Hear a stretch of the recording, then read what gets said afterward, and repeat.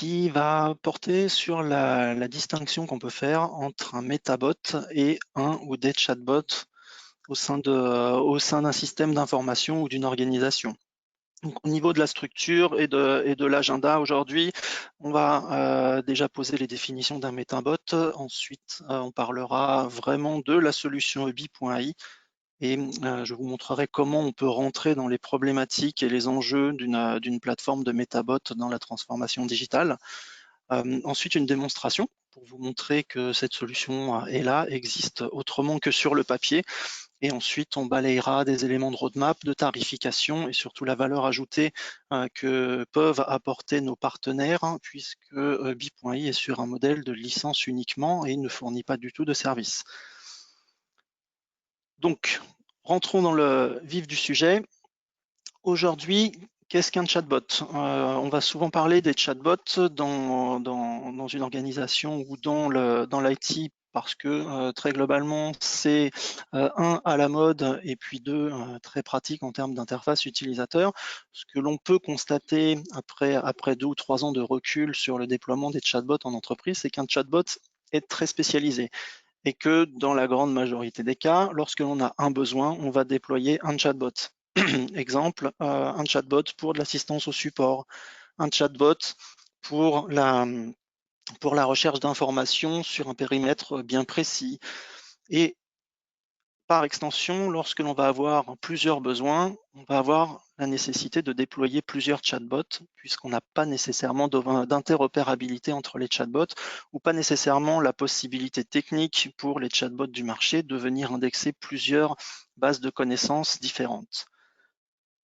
Dans une entreprise, lorsque l'on va avoir des besoins différents, potentiellement, on va devoir se tourner vers des technologies différentes parce que certains chatbots vont être très spécialisés sur des verticaux métiers, le support des fonctions RH, le support de niveau 1, de la recherche d'informations, et d'autres plus spécialisés peut-être sur des interactions avec des outils en back-office, comme des chatbots qui vont s'interfacer avec des logiciels de CRM ou avec des logiciels de GED.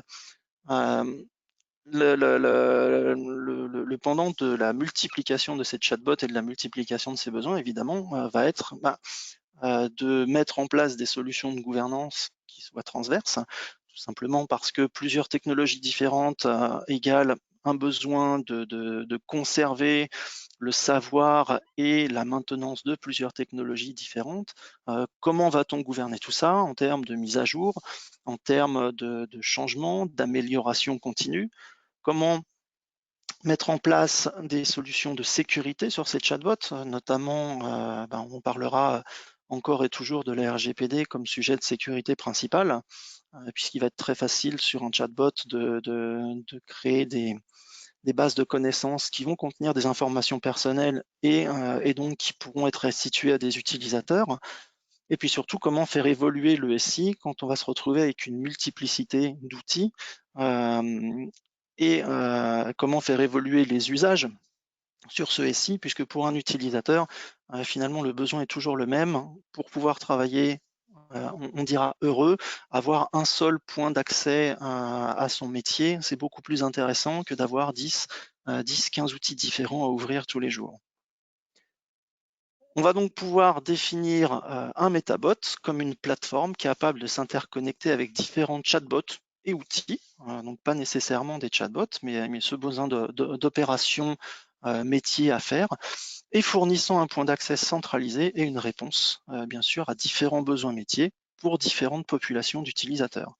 L'idée du métabot étant de pouvoir donc, pour faire simple, proposer différentes choses, à la fois en interne sur une relation un peu B2B ou en externe sur une relation B2C, voire fournir un intermédiaire sur du B2B2C par exemple. L'idée de la plateforme de Metabot, c'est donc de fournir quelque chose d'unique pour répondre à ces problématiques multiples. Ces problématiques multiples, quelles sont-elles en termes de cibles? Donc, on a dit, c'est se connecter à des outils pour exécuter des demandes simples. Un exemple qui reviendra assez souvent, c'est la demande de congé. la demande de notes de frais, le dépôt de notes de frais ou ce genre de choses qui sont traitées en général très simplement et sur un process très uniformisé. Ça va être la possibilité de vérifier des données. On peut tout à fait imaginer un scénario dans lequel on va devoir faire un drag and drop d'un fichier dans une interface pour vérifier que les informations contenues dedans sont celles qui sont attendues. Et puis, on va avoir la possibilité de guider l'utilisateur dans des choix, de faire de la recherche d'informations, de pouvoir très rapidement répondre donc là plus dans une démarche B2B2C à des collègues ou à des clients pour leur donner des informations en rapport avec leur recherche, et puis inscrire la démarche d'amélioration continue et d'enseignement continu justement dans le chatbot, proposer aux nouveaux entrants, par exemple, dans l'entreprise, des bases de connaissances et des parcours un peu en mode gamification qui vont les aider à appréhender l'IT, s'adapter à des nouveaux usages, essayer de faire en sorte que l'IT ne soit plus 10 ans en retard par rapport à ce que les utilisateurs peuvent avoir chez eux en termes d'utilisation de voicebot, de vocal, de périphériques de captation divers et variés. Et puis surtout, prendre le temps de creuser les sujets, de découvrir d'autres choses. Et évidemment, tout ce qui peut être mis en place dans une entreprise.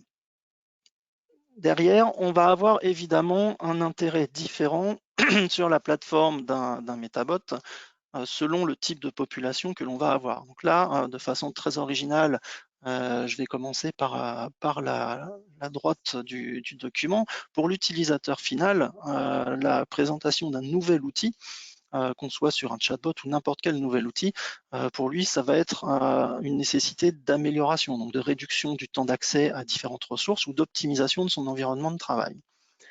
Plutôt orienté technique IT, le besoin, l'enjeu vraiment d'une nouvelle solution, et là on va vraiment parler d'une plateforme de Metabot, ça va être la réduction de la charge de gouvernance, quelle qu'elle soit. On va parler à la fois de la mise en œuvre de nouvelles solutions, mais également de maintenance des solutions existantes et d'amélioration des solutions existantes, plus axées sur la sécurité, notamment pour la RGPD. Ça peut être un moyen pour l'IT de répondre aux besoins du DPO, mais également un besoin d'alléger la charge de travail de l'IT avec la possibilité de déléguer de façon sécurisée une partie des tâches d'amélioration directement au métier, le tout en ayant un cadre de déploiement, encore une fois, sécurisé et surtout contrôlé par l'IT.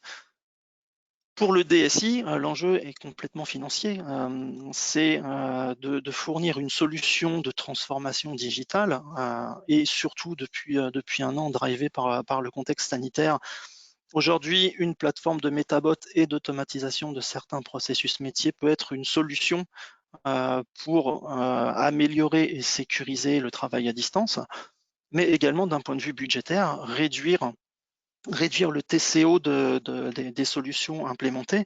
On imagine assez facilement que d'avoir 10 chatbots qui font 10 choses différentes va coûter plus cher que d'avoir une seule plateforme qui va permettre de tout gérer. Donc tout ça de façon transversale, ça va être un levier d'implémentation pour la DSI et l'IT qui peut être réfractaire au changement parce que changement égale investissement.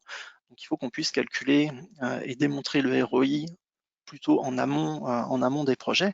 Et pour l'ensemble de ces populations, on va avoir un vrai générateur d'adoption sur la mise en place d'une plateforme de Metabot.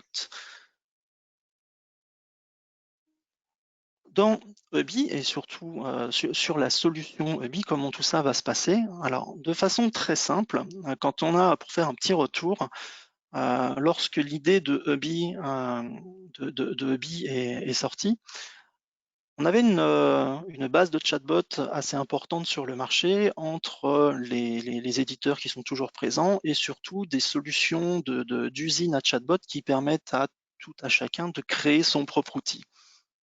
À côté de ça, on avait aussi énormément de systèmes d'automatisation de processus, Nintex, K2, Webcon, on a ça un petit peu partout, Microsoft Flow également.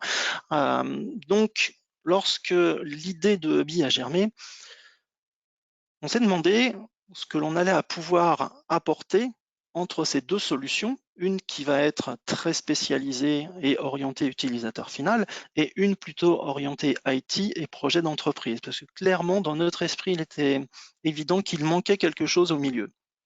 Donc, on s'est dit que cette solution devait absolument être un assistant virtuel. C'est-à-dire pas seulement un outil qui puisse répondre à un besoin, mais un outil qui puisse permettre aux utilisateurs d'améliorer leur environnement de travail au quotidien. Ensuite, cette solution devait être pensée pour être un hub technologique. Encore une fois, ne pas répondre à un seul besoin avec un seul outil, mais pouvoir offrir finalement un panel infini de solutions à un panel infini de types de population. Donc, c'est posé tout de suite la question du métabot, en pensant que le temps que cette solution arrive, finalement, il y aurait déjà des choses en place et qu'il faudrait qu'on puisse s'interconnecter avec ces éléments-là. Donc, il fallait vraiment imaginer une plateforme qui intègre toutes les formes d'assistants virtuels au sein d'une seule solution. Ensuite, de façon très évidente, puisque nos clients grands comptes sont vraiment globalisés, il fallait qu'on ait la possibilité d'avoir une solution multilingue et ce, de façon très simple.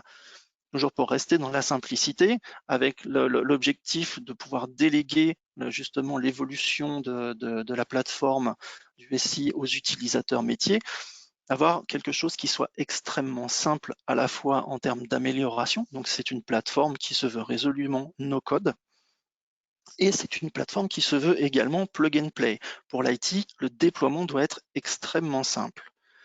D'un point de vue légal, très clairement, nous sommes en France, nous sommes en Europe, et donc il fallait absolument qu'on ait une couche de conformité pour la réglementation RGPD qui soit intégrée directement dans l'outil et qui ne vienne pas a posteriori ou en mode remédiation.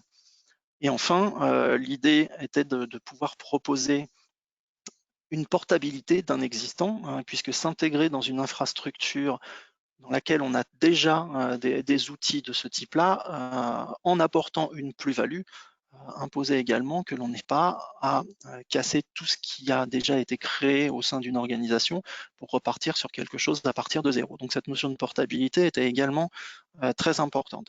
Sur ces concepts, ces concepts clés, la solution EBI a été développée. Et la plus-value de BI, c'est tout simplement son moteur. Donc, on est parti du principe, comme je le disais, qu'on allait s'adresser à plusieurs populations. Donc, dans un premier temps, se dire que n'importe quel périphérique de captation, de communication pouvait être utilisé. Que l'on soit sur Teams, que l'on soit sur une application M365, que l'on soit sur un site web, que l'on soit sur un téléphone portable, en application mobile, ou potentiellement que l'on utilise un assistant vocal, donc Siri, OK Google, Cortana, le futur.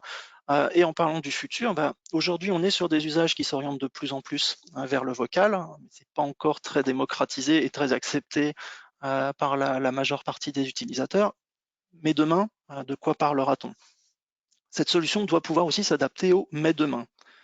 De la même façon, le bot est prévu pour se connecter à énormément de back-office et ne pas, comme je le disais tout à l'heure, rester figé sur une seule possibilité métier, un seul scénario métier, mais la possibilité de pouvoir s'interfacer avec un ou N back-office, potentiellement dans la même discussion pour répondre au même cas d'usage.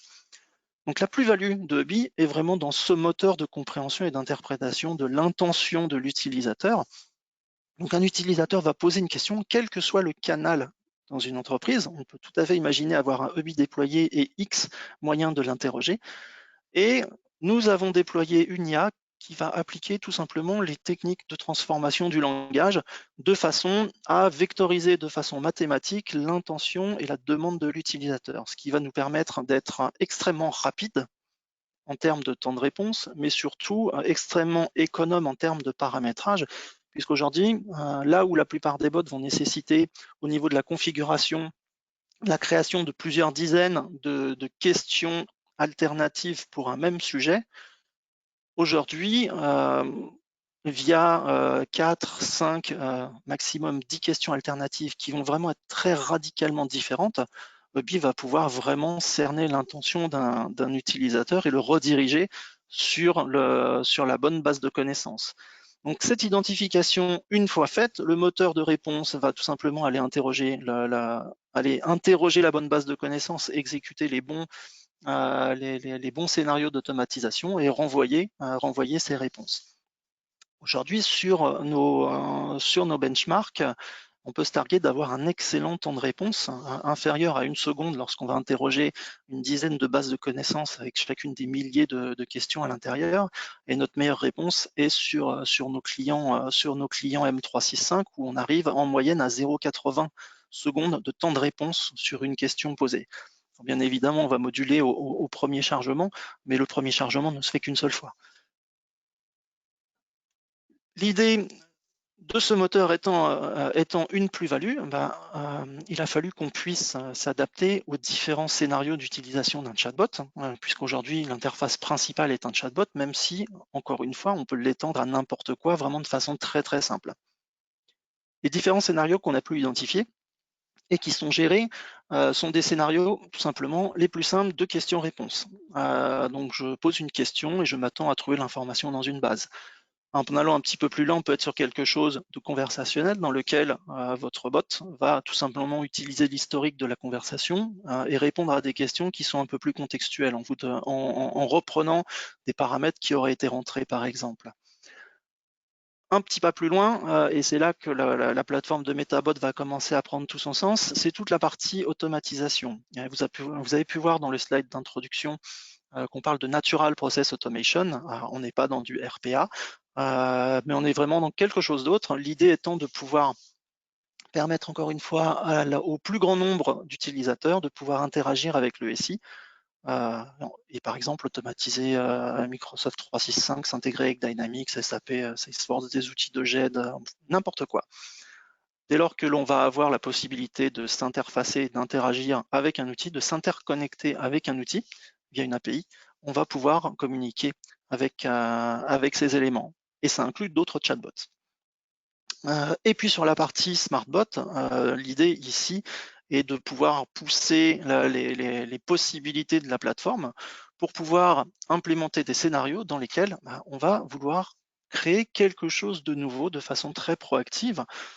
Et aujourd'hui, en train de sortir de notre recherche et développement, c'est un petit peu le futur. Ce que l'on va présenter, c'est la possibilité, par exemple, de créer un workflow à partir d'une discussion avec un chatbot. Ça, on en reviendra un petit peu plus loin et je pense qu'on fera très prochainement des sessions un petit peu plus dédiées sur ce modèle. On va implémenter du machine learning, du deep learning, pouvoir s'interfacer avec des infrastructures IoT. Donc tout ça paraît peut-être assez ambitieux à ce stade de la présentation, mais vous allez voir qu'on a simplifié énormément le modèle pour pouvoir justement proposer quelque chose qui puisse vraiment s'adapter à tous les cas d'usage. Cette approche, comment on l'a mise en place? Tout simplement avec l'idée d'une infrastructure modulaire. On va fournir des modules complets sur étagère qui vont pouvoir aider nos clients à démarrer, et ces modules pourront être étendus pour répondre à des besoins bien particuliers.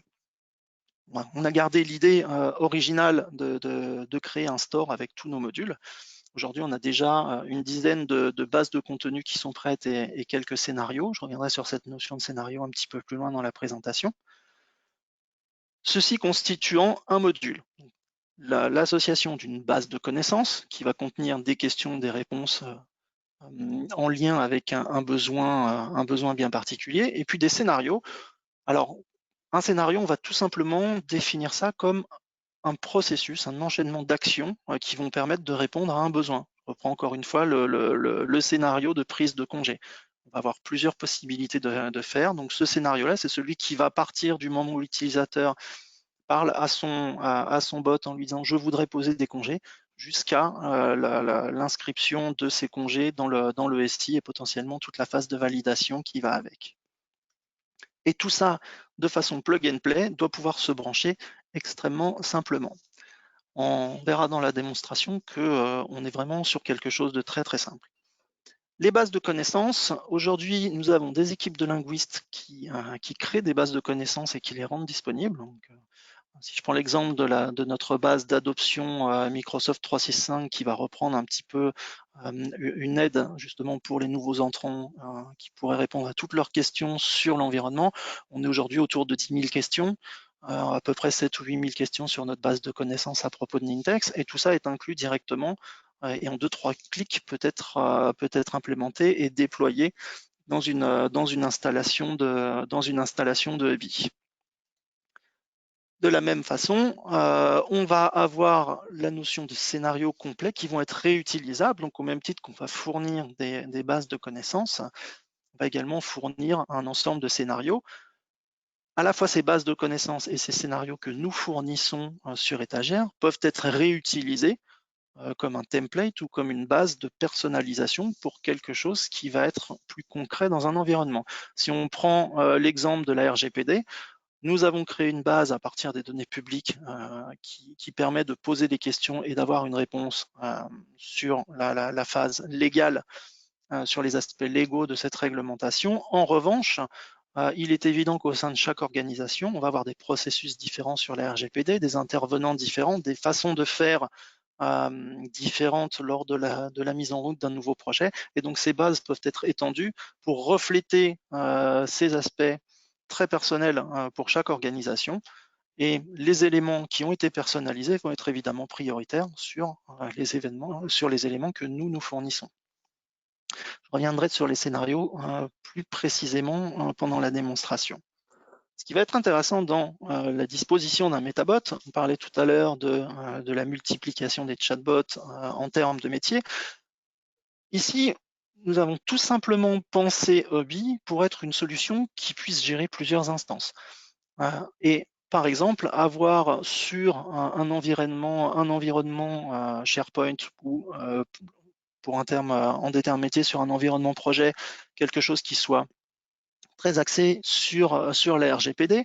Au niveau de toutes les équipes IT, de toutes les équipes de l'organisation, on peut tout à fait imaginer mettre en avant les bases de contenu pour un training continu, donc tout ce qui peut être adoption, fonctionnement des outils Nintex, SAP, Dynamics, tout simplement des questions qui peuvent se poser sur le fonctionnement RH de l'entreprise, comment se posent les congés, qui sont mes délégués du personnel, etc., de façon très transversale. Et puis avoir des choses qui soient beaucoup plus privées, vraiment, qui nécessiteront de se connecter sur son environnement RH pour pouvoir poser des congés, consulter son solde de congés, démarrer les entretiens, les préparations d'entretiens annuels, etc. L'idée étant que chaque module peut être activé localement et être cloisonné de façon à ce que si moi je déploie sur mon Teams de R&D un module qui est très spécifique à un projet en cours, les utilisateurs n'ayant pas accès à ce Teams n'auront jamais accès aux informations qui sont exposées via cette instance de Hubby. Donc on est sur une plateforme multi-instance. Qui dit chatbot et information dit évidemment amélioration continue. Donc l'idée est ici d'avoir une implémentation directement au niveau du client de ce qui peut être fait en termes de ressenti, gestion des retours utilisateurs, des feedbacks. Donc l'idée est que quand une réponse ne convient pas ou pas parfaitement, l'utilisateur peut exprimer ça et tous ces feedbacks vont remonter directement au niveau du portail d'administration générale dans lequel on va avoir tous les outils nécessaires à la gouvernance et à la sécurisation de la plateforme, puisqu'un outil aussi performant qui vient sans les outils de gouvernance, finalement, offre peu d'intérêt et peu de valeur ajoutée par rapport à un chatbot classique. Je parlais des connecteurs derrière, la possibilité de se connecter à plusieurs outils. Donc ça, c'est quelque chose auquel on tenait beaucoup. Ce que vont permettre ces connecteurs, c'est tout simplement de s'interfacer avec énormément d'outils. Donc ça, c'est ce que vous avez sur la droite de cette infographie. Je pourrais tout à fait me connecter à du Jira, à de l'IBM Watson, si je veux me connecter à un autre bot, à la Power Platform du côté de chez Microsoft. On peut communiquer avec un Live Agent pour venir étendre le modèle. Ça peut être du ticketing en s'interfaçant avec, par exemple, du ServiceNow, avec du SAP ou du Dynamics. Voilà, il n'y a pas de limite à ce niveau-là. Et l'intérêt est qu'on va pouvoir multiplier les connecteurs pour aller dans des scénarios assez complexes, communiquer et établir des scénarios métiers qui vont nécessiter des étapes dans potentiellement plusieurs outils en back-office. De la même façon, au niveau des frontaux, on va pouvoir communiquer avec n'importe quel périphérique de captation de l'intention utilisateur. Donc aujourd'hui, on est sur un client web classique en HTML5. On est sur une application Teams qui va pouvoir être déployée, par canal. Également sur du SharePoint Online, on pourrait se déployer sur du Google et on a déjà fait tout ce qu'il fallait pour pouvoir s'interfacer avec Alexa, Cortana et les différents voice assistants du marché. L'idée, encore une fois, est que la plus-value de la solution EBI est vraiment située au niveau de l'interprétation de ce que va exprimer l'utilisateur et de sa liaison avec ce qui est attendu derrière. Comme on vient avec tous les outils de gouvernance, on va également venir avec un certain nombre de KPI qui vont vous aider à vérifier que ce qui est déployé est utilisé ou n'est pas utilisé. Puisque l'idée de déléguer à l'utilisateur métier, c'est également ce qui va avec cette idée-là plutôt également qu'en termes de gouvernance, on va avoir une petite prolifération avec l'effet découverte des différents éléments. Il faut pouvoir être capable de suivre ce qui est utilisé, ce qui n'est pas utilisé, ce qui va nous permettre également de guider les utilisateurs dans l'amélioration de leur contenu ou au contraire de réorienter une partie du SI quand on se rend compte que quelque chose ne fonctionne pas sur certains périmètres. Donc, je vous ai fait quelques slides. Je vais passer à une démonstration qui va vraiment être focalisée sur la notion de portail et de métabot. On a déjà fait un webinaire il n'y a pas très longtemps sur la partie chatbot, donc je vous inviterai potentiellement à revoir ces démonstrations qui sont vraiment axées sur ce que l'on peut faire, comment sont captées les intentions des utilisateurs. Ici, on va vraiment rester sur le sujet de ce webinaire et venir montrer comment EBI est une plateforme de métabot et comment elle va répondre aux enjeux de gouvernance, de sécurisation et surtout de maintenance de tout ce qui peut être déployé. Donc, pour commencer sur cette partie site d'administration, on va avoir un certain nombre de KPI qui sont disponibles. Donc ici, je basculerai tout simplement entre deux instances du portail, puisque j'en ai une qui a été un petit peu plus utilisée que l'autre. Donc on va pouvoir voir tout simplement le nombre de conversations qui sont déroulées, le nombre de questions qui sont restées sans réponse, les confusions qu'a pu faire le bot, le nombre d'utilisateurs inscrits et utilisant les outils, et on va pouvoir tout simplement classer ces KPI en fonction du canal de communication, donc par site web, par canal Teams. On va avoir la notion d'intention, une petite vue sur les bases qui sont les plus consultées, en termes de questions utilisateurs. Donc, plus ces choses-là vont être utilisées, plus vous allez avoir la possibilité d'affiner les reportings pour savoir que, par exemple, sur le périmètre RH, j'ai une très forte utilisation et une très forte adhésion à la solution déployée.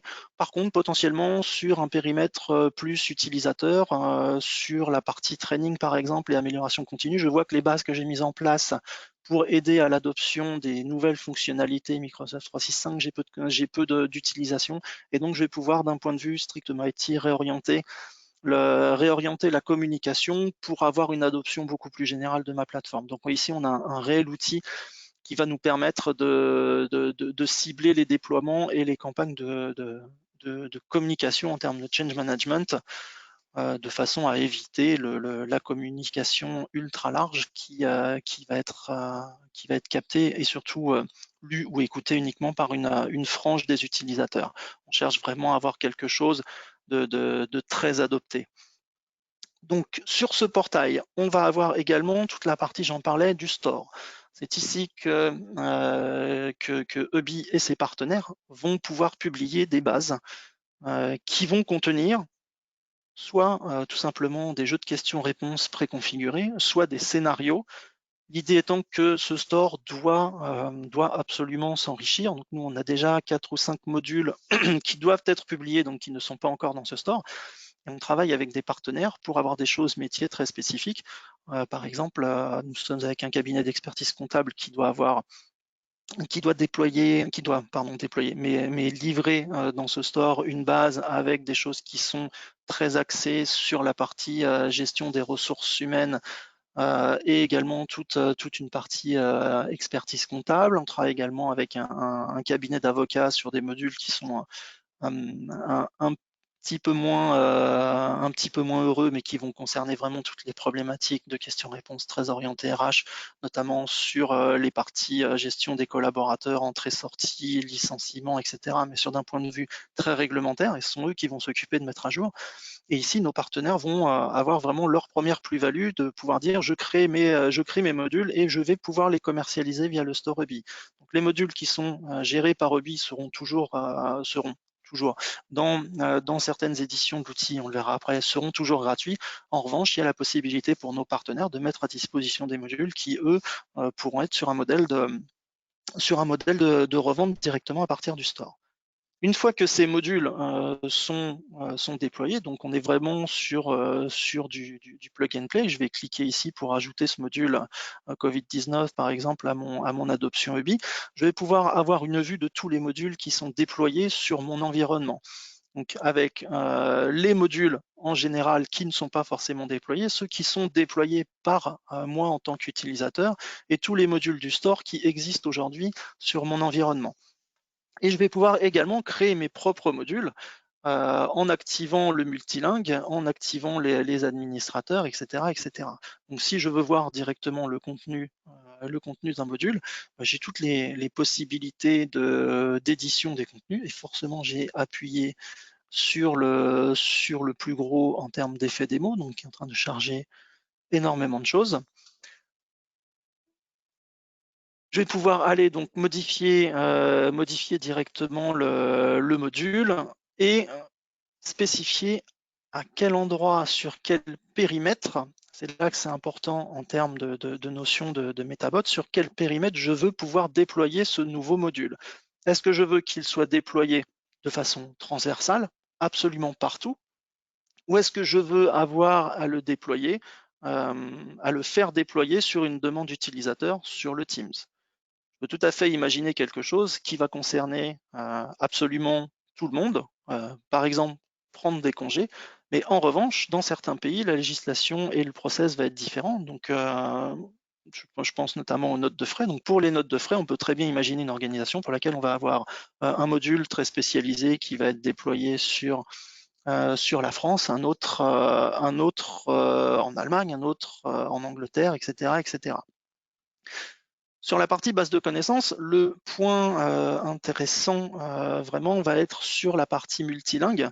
Donc, encore une fois, je retrouve cette ergonomie avec des onglets en haut d'écran qui vont me permettre d'étendre les bases de connaissances du store, etc. Mais je vais aussi pouvoir consulter le contenu de ces bases, pouvoir créer mes propres questions-réponses. Et la chose importante à ce niveau, c'est que quand je vais créer ma propre question ici, j'ai deux façons de gérer le multilingue. La première, créer une question dans différentes langues. Par exemple, je reviens toujours dessus, comment poser des congés. Où là, je suis en français.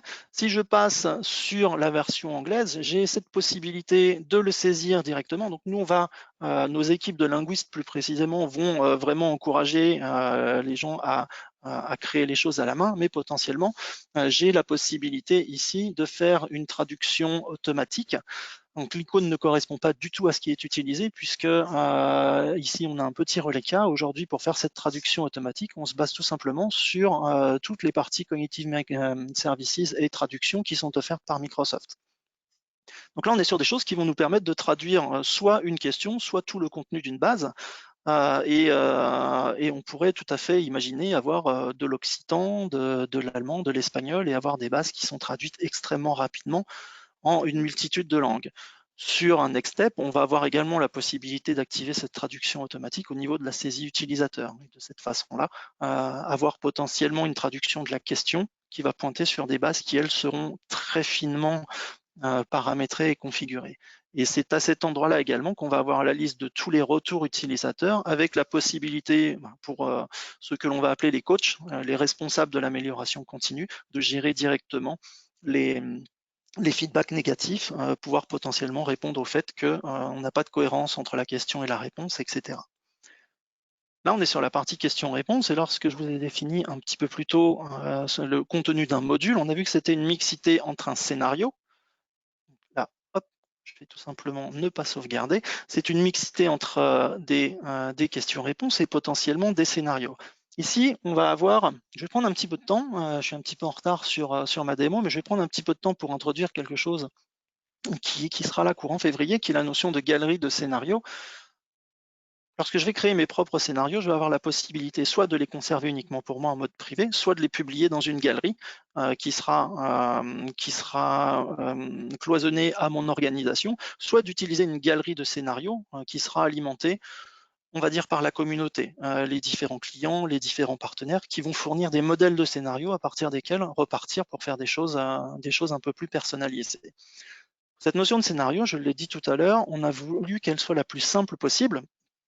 Donc, on a tout simplement créé une interface dans laquelle on va avoir des actions qui sont très simples. Donc, je veux rajouter une question ouverte, une condition, une question fermée, des opérations, des messages et potentiellement des boucles qui vont me permettre de revenir. Et on va tout simplement être sur des notions de drag and drop dans lesquelles je vais pouvoir éditer mes questions, la réponse que je veux avoir dedans, potentiellement le fait qu'on veut ajouter une variable de sortie, de quel type ces variables de sortie vont être réutilisées dans le scénario. Par exemple, je posais des congés à partir de demain. Ce demain sera une variable de sortie qui va être réutilisée pour calculer la date de départ des congés et potentiellement le jusqu'à Noël. Là, on va avoir une autre variable de sortie qui va être réutilisée pour calculer l'intervalle. Détail de l'action ici, c'est tout simplement ce qui va être affiché dans l'opération. Ici, on va pouvoir donc faire des scénarios qui sont extrêmement complexes et qui vont également pouvoir bénéficier des connecteurs que l'on a ici. Je reviendrai sur le connecteur juste après. Ces connecteurs qui sont disponibles ici, on va tout simplement, au moment de les éditer, aller choisir ici le connecteur qui a déjà été prédéfini et qui va nous donner accès à toutes les fonctionnalités qui existent dans l'API qui est fournie. Donc, si je reprends par exemple cet exemple de PetStore, qui est quelque chose qui est très utilisé en termes de démo, évidemment c'est un connecteur factice. Ici, je vais pouvoir définir par exemple que sur ce scénario, imaginons un scénario GDPR, quelqu'un qui va faire une requête de droit à l'oubli, je vais arriver sur une notion des delete user. Donc, je vais récupérer tous les éléments de ce connecteur et je vais pouvoir réutiliser ici, par exemple, le nom de l'utilisateur dans la suite de mon scénario. Comment j'arrive à définir ce connecteur, puisqu'on est encore une fois sur de la facilité? L'idée de ce connecteur, on a passé un petit peu de temps à faire un connecteur universel. On va tout simplement aller chercher un Swagger. Donc, je vais le refaire juste devant vous en direct. Vous allez voir que c'est extrêmement rapide, surtout que j'ai des copier-coller. Donc, quand je vais créer mon nouveau connecteur, je vais lui mettre son nom. Je vais définir comment je vais l'injecter. Donc, soit j'ai un JSON à disposition et je vais uploader le fichier, soit je vais tout simplement aller définir une URL dans laquelle ce JSON est défini. Et je vais tout simplement aller lui charger le JSON qui est ici. Je sauvegarde, j'ai un temps de chargement, donc de connexion à ce JSON qui est là, et mon connecteur existe avec les 20 endpoints qui ont été définis. Alors pourquoi je prends le temps de montrer ça? D'habitude, je ne fais jamais de démonstration sur comment ça fonctionne, parce qu'on a fait le même exercice avec Graph, qui arrive à 11 800 endpoints, et on a mis moins de 30 secondes à créer un connecteur qui allait s'interfacer qui allait proposer plutôt les 11 800 endpoints. On l'a enlevé, tout simplement, et on va travailler sur quelque chose de spécialisé, parce que vous imaginez bien que lorsque l'on arrive dans une interface de scénario ici, et que l'on va mettre un connecteur un connecteur vers Graph, si lors de ma configuration des endpoints, donc je vais reprendre mon édition ici, j'arrive avec 11 800 éléments dans cette liste, d'un point de vue interface utilisateur, c'est quelque chose qui n'est pas recevable. Donc on va pouvoir s'interfacer avec Office Graph et proposer des choses qui vont être beaucoup plus spécifiques avec un connecteur Teams, avec un connecteur SharePoint, etc. etc. L'idée de pouvoir faire quelque chose très simplement, mais également pour des scénarios qui soient extrêmement complexes, puisque je vais pouvoir mixer les différents connecteurs dans un même scénario. Je peux tout à fait imaginer, un scénario dans lequel je vais interagir avec X outils en back-office en fonction de différents paramètres, de différentes conditions. Et ici, on va bien voir qu'on arrive sur quelque chose qui est assez illimité. Si j'ai un connecteur vers un autre chatbot qui expose une API, comme le fait Watson, sur lequel je peux pousser une question, ben, je vais pouvoir m'intégrer dans une infrastructure existante en me connectant à ces chatbots. Alors, c'est un exemple qui va parler à certaines organisations qui ont déjà installé des chatbots et qui n'en sont pas forcément contents, mais qui ne veulent pas revenir en arrière. Attention cependant, parce que je parlais tout à l'heure d'un temps de réponse qui est extrêmement faible sur la solution Ubi.ai avec les bases qui sont derrière. Si en revanche, l'outil auquel vous vous connectez met énormément de temps à répondre, il est évident que ce temps de réponse et cette latence va être impacté sur le temps de réponse de la solution Ubi. On va pouvoir également gérer les choses dans les outils de gouvernance. On va avoir une notion de gestion d'utilisateur avec des rôles. Évidemment, tout le monde n'a pas accès à n'importe quoi et je vais potentiellement anticiper très succinctement sur une question qui va dire mais est-ce que c'est pas dangereux de laisser les utilisateurs finaux créer du contenu? On a toujours les partisans de l'anarchie qui disent que finalement le chaos finit toujours par s'organiser de lui-même. J'ai envie de dire d'un point de vue personnel, oui et non. D'expérience, ça marche, mais ça laisse des traces. Et on a l'idée de fournir les outils pour pouvoir laisser le moins de traces possible et surtout nettoyer les traces de ce qui ne va pas derrière. Et enfin, surtout sur toute la partie configuration, on va avoir la possibilité de gérer énormément de choses. Donc, comme je disais tout à l'heure, on est sur une plateforme de Metabot, on doit pouvoir gérer plusieurs canaux. Aujourd'hui, on voit qu'on peut être implémenté sur du Google, sur du SharePoint Online, sur du Teams. Évidemment, un site WordPress, ça serait exactement la même chose sur un canal web. Et puis, lorsque je vais agir sur un canal, je vais tout simplement, d'un point de vue administrateur, voir ce qui est déployé sur quel environnement. Donc ici, on voit bien que sur un même tenant, on a différents périmètres Teams, on a différents périmètres SharePoint Online.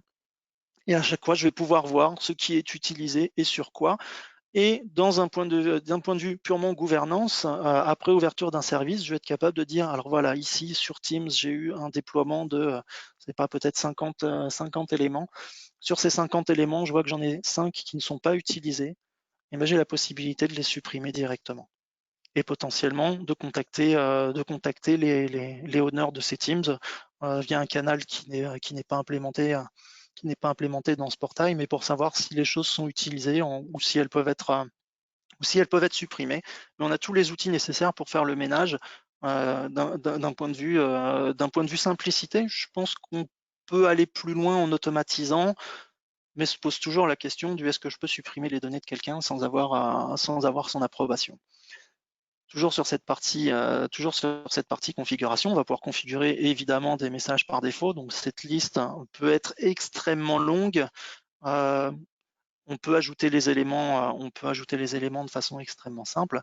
Les connecteurs, vous les avez vus, c'est simple à faire. Et on va avoir une liste de providers qui aujourd'hui n'est pas encore remplie. L'idée étant de pouvoir dire un provider égale un connecteur vers un front. Donc un provider vers un M365, un provider vers quelque chose qui serait spécifique à du SAP par exemple, si on voulait faire un bot SAP, quelque chose qui soit spécifique à un client web. Donc ici, je vais avoir la liste de tous les providers qui sont déployés au sein de mon infrastructure. Donc voilà comment Ubi a été pensé résolument comme une plateforme de Metabot. Donc encore une fois, je n'ai pas fait de démonstration du chatbot en lui-même, ça a déjà été fait. Je vous renvoie vers ces démos. qui sont par ailleurs réalisées par Alex et assez parlantes, notamment pour le déroulement du scénario de demande de congé. Et donc il exécute tout ça directement en montrant le résultat avec les workflows qui sont déclenchés derrière. Et donc on va pouvoir arrêter là cette démo et je suis ouvert à vos questions. Donc commencez à les poser. Je vais rapidement basculer sur la fin de la présentation puisqu'il y a quand même une légère plus-value et une roadmap à voir. Sur la prochaine version de février, donc comme je le disais, on a nos connecteurs Office 365 qui vont arriver de façon un petit peu plus dédiée et la notion de galerie de scénarios qui va être ouverte pour tous les modules sur étagère, donc toutes les mises à jour récurrentes de tout ce que l'on peut avoir sur les contenus de Microsoft 365, etc. On va avoir des scénarios d'automatisation d'Office 365 qui vont commencer à arriver. Donc, typiquement, je voudrais créer un Teams directement, question posée au chatbot, avec la notion de gouvernance qui va être un petit peu étendue. Le client web universel qui va être mis à disposition. Donc, si demain vous avez un client qui veut mettre ce chatbot Obi, une instance de ce chatbot sur un site web quelconque, HTML5, ça sera possible directement, avec la possibilité d'aller un petit peu plus loin en termes de branding des interfaces du chatbot et des réponses en mode rich card directement dans l'interface. À partir de mars, on va augmenter le nombre de connecteurs spécifiques qui vont être disponibles directement sur le portail avec des nouvelles opérations au niveau des scénarios. Et toujours ces modules de mise à jour récurrente avec la partie sociale entreprise en module métier de questions-réponses qui apparaîtra dans le store et les premiers clients VoiceBot qui vont arriver. J'ai plus en mémoire quelle connexion va être faite. Il me semble qu'on est sur de l'Alexa, mais je ne suis pas tout à fait sûr. Au niveau du portail d'administration, on va partir sur la partie automatisation du multilingue, comme je le disais tout à l'heure, au niveau des portée au niveau du client et une notion de tagging pour pouvoir hiérarchiser les réponses au niveau de l'interface. Et puis sur 2021, toujours plus de connecteurs spécifiques, un outillage de test des scénarios pour pouvoir les valider avant publication, ce qui évitera de faire des tests directement dans le bot. Et comme je le disais tout à l'heure, ce module de génération de workflow qui va commencer à arriver. La partie moteur du chatbot, elle, va intégrer la gestion de fichiers, la notion de contexte utilisateur pour pouvoir partir dans des choses un petit peu plus smartbot, des outils de transfert vers un humain si on veut implémenter des problématiques de support niveau 2, 3, des analyses sémantiques de corpus pour aider nos clients à créer eux-mêmes leur base de connaissances. L'idée étant, j'injecte des centaines de documents dans un outil qui va me sortir X questions et les réponses associées. Donc, toujours sur des problématiques implémentant l'intelligence artificielle et la plupart du temps les outils fournis par Microsoft sur Cognitive Services. Au niveau de la tarification, on est sur un modèle de souscription qui est relativement abordable. Donc la partie 2 éditions, Deep et Horizon principalement. Deep qui est plus un mode découverte pour les TPE, dans lequel on va pour 299 € par mois inclure un module. Et on va pouvoir se baser sur un tenant si on est sur de l'Office 365, sachant qu'il est important de comprendre que Ubi est sans coût caché. Cet abonnement supporte tous les coûts de la plateforme Azure, puisque tout le moteur de Ubi tourne sur Azure. Sur Ubi Horizon, on est sur un modèle complètement illimité, avec accès illimité au module du store édité par Ubi.ai, toujours sur un seul tenant. Et on a des tarifs qui commencent par 50 centimes par utilisateur et par mois. Donc, sur la partie web, on a une tarification qui est légèrement différente, puisqu'on va il est difficile sur un modèle B2C de voir comment de compter le nombre d'utilisateurs. Donc on est sur un pack de requêtes à partir de 299 € par mois, mais on a plusieurs milliers de requêtes sur cette partie-là.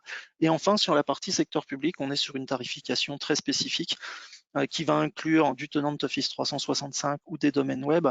Pourquoi nous contacter? Tout simplement parce que ça va dépendre du nombre d'utilisateurs potentiels et donc on a besoin du contexte pour pouvoir estimer correctement sur quelle base estimer cette tarification. Pour nos partenaires, il y a une valeur ajoutée qui est très grande puisque cette solution est très peu chère par rapport à une solution de chatbot qui serait complètement dédiée et custom. La première chose, c'est toute la partie initialisation et formation. Ensuite, toute la partie création de contenu et scénario, où certains partenaires qui ont une connaissance métier dédiée vont avoir une réelle plus-value. Et puis surtout, l'amélioration continue et le support sur lesquels la possibilité d'étendre l'offre standard Hubby est tout à fait possible. Spécifiquement pour HubCollab, qui est partenaire Hubby, on va avoir notamment sur cette partie initialisation formation toute la partie des packs de formation, des packs de création de modules pour donner des indications. Donc on va aider nos clients à créer des bases de Q&A avec 100 questions pour initialiser les choses, avec ou sans scénario. Et puis en support additionnel, on va pouvoir partir sur du support niveau 2 Hubby, des analyses proactives d'adoption, etc., etc. On peut imaginer absolument tout ce que l'on veut pour aller packager quelque chose autour de la solution Hubby.ai. Je vous remercie pour cette écoute et puis maintenant je vais tout simplement demander à Valentine de nous rejoindre pour me relayer vos questions et puis je vais faire en sorte d'y répondre le mieux possible. Bonjour à tous. Merci Fabrice pour cette présentation très claire. Effectivement, on a quelques questions, notamment une question sur les modules. Une personne souhaiterait avoir plus de détails et surtout sur la création du module. Alors sur la création du module, en plus de détails, c'est très simple. Donc un module, c'est tout simplement, alors je vais essayer d'être très factuel, c'est une base de données dans laquelle on va avoir à la fois une mixité entre les questions, les réponses qui vont être définies. Donc ça m'oblige à rentrer peut-être un petit peu plus dans les détails d'une base de connaissances. Donc, si je vais ouvrir ça le temps que je continue à répondre aux questions, et des scénarios. Tout ça va constituer un package que nous on appelle un module. Donc on est vraiment sur un mot. Il fallait qu'on mette un mot justement sur cette partie-là. Alors j'ai pris la seule base qui était vide, mais voilà, c'est un ensemble de choses qui vont être à la fois des questions, des réponses, des scénarios qui peuvent s'adapter à des métiers très différents. Je parle de ma gestion de congés payés, les tickets restaurants, pourquoi pas, les demandes auprès du CE. Et on va avoir différents types de choses qui sont encapsulées au sein d'un même objet. Plus pour la création des modules, on aura un webinar sur le courant du mois de février qui sera vraiment dédié à la création des modules. Et donc, on vous fera suivre le lien et il y aura une réponse, pareil, d'à peu près une demi-heure, 3/4 d'heure sur le sujet qui sera extrêmement complète. Parfait. On a aussi une question sur le multilingue. Comment votre solution gère-t-elle le multilingue? Faut-il saisir les questions dans chaque langue? Alors, on y a répondu très rapidement tout à l'heure sur la démo. Encore une fois, c'est quelque chose qui sera très détaillé dans le webinar spécifique sur la création et la personnalisation des modules. Donc c'est tout simplement au moment où je vais créer ma question que je vais avoir la possibilité, je refais la même que tout à l'heure, je suis très original, que je vais avoir la possibilité de changer de langue. Donc je clique sur les drapeaux qui sont là. Si j'ai rajouté de l'espagnol, je pourrais également activer de l'espagnol. Et puis tout simplement aller sélectionner de façon très simple la traduction de Microsoft qui est derrière. Et donc dans la roadmap, on va avoir la possibilité de déporter cette traduction au niveau du client. Donc ça, c'est sur Mars. Parfait. Comment s'intègre votre outil dans une infrastructure avec des bots déjà déployés? Alors, c'est une question à la fois simple et complexe. Donc, si on a des bots qui exposent une API, tout simplement, on va créer un connecteur vers ces bots et les utiliser dans des scénarios j'appelle ça un scénario bac à sable. On va pouvoir dire que pour toute question utilisateur, si je ne trouve pas de réponse dans les bases natives Hubby, alors je vais tomber dans le scénario qui va aller chercher dans le chatbot que j'ai déjà déployé par ailleurs, tout simplement. Et si Si ces chatbots n'exposent pas d'API, on a toujours la possibilité, donc ça c'est encore une plus-value partenaire, de développer, alors soit si on en a la possibilité de développer une API, ou alors de développer une API qui va être, même si j'aime pas du tout la solution et que je la recommande pas, basée sur un petit morceau de code RPA qui va aller relayer la question, mais là on va avoir des latences assez énormes, mais c'est faisable même sur des bots qui n'exposent potentiellement pas leurs API. Donc ça s'intègre tout à fait dedans. Et puis l'idée également, c'est encore une fois de pouvoir gérer ces différents connecteurs, ces différents canaux à partir d'un emplacement centralisé. Parfait. Alors, on a une question aussi sur la gouvernance concernant la création des bases de connaissances et du contenu. Quid de la gouvernance? Alors oui, effectivement, on peut créer plein de bases de connaissances, on peut créer plein de contenus. Donc se pose la question de est-ce que je le laisse vraiment à tous les utilisateurs ou pas? Encore une fois, c'est ce qu'on a pu voir au niveau du portail. J'ai la possibilité de voir pour chaque canal quelle base de contenu et quels modules sont déployés, également de voir quelle utilisation est faite de ce canal. Donc la gouvernance, on est sur une gouvernance assez simple, mais qui fournit l'outil pour pouvoir supprimer très simplement les éléments qui sont configurés mais non utilisés. Ensuite, on a un système de délégation qui part du principe que chaque personne qui crée sa base de connaissances en est l'administrateur et a la possibilité de la faire évoluer. Donc c'est quelque chose qui ne retombe pas dans le périmètre de l'IT, mais qui reste dans le périmètre de son propre propriétaire. Donc on déporte de façon à surtout ne pas augmenter la charge au niveau de l'IT. Très bien. Et dernière question, et puis de toute façon, il est midi. Comment fonctionne la contextualisation? Alors, comment fonctionne la contextualisation? Je vais revenir sur la partie, sur cette partie configuration. On va avoir ici la gestion des canaux. Donc un canal, c'est tout simplement la création d'un périmètre technique. Donc soit une URL si je suis sur du SharePoint, donc je vais saisir tout simplement mon URL et puis nom du canal et le GUID associé côté technique. Sur Teams, on est sur la notion de lien et puis sur un site web, on va être sur une URL et un nom qui sera affiché. Et le périmètre va être cet objet-là plus tous les enfants de cet objet. Ça, on va considérer qu'on est sur la notion de canal de diffusion. Cette contextualisation, tout simplement, c'est de dire si je veux créer un contexte propre à mon comité d'entreprise, ou le Teams qui correspond à mon comité d'entreprise, et je vais créer un canal lobby, une instance. On va pouvoir nous on appelle ça un canal, mais techniquement ça peut être une instance de hubby. Ensuite sur cette instance, je vais pouvoir activer des modules bien spécifiques qui seront invisibles à partir d'un périmètre hors de ce périmètre comité d'entreprise. Je vais pouvoir y mettre des connecteurs, des providers, etc. Ce qui peut dire que pour ce comité d'entreprise, si j'ai un contexte d'accessibilité par Teams et par une application mobile, je vais tout simplement créer deux canaux et activer les mêmes modules sur ces deux canaux. Ok, très bien. On n'a plus de questions. Tout est bon de ce côté-là. Et je n'ai que 2 minutes de retard, comme j'ai communiqué. Parfait. Voilà, comme on a commencé 2 minutes plus tard, c'est parfait, on est dans l'heure. Merci Valentine. Merci Fabrice, merci à tous. Et merci à vous tous. Bonne journée.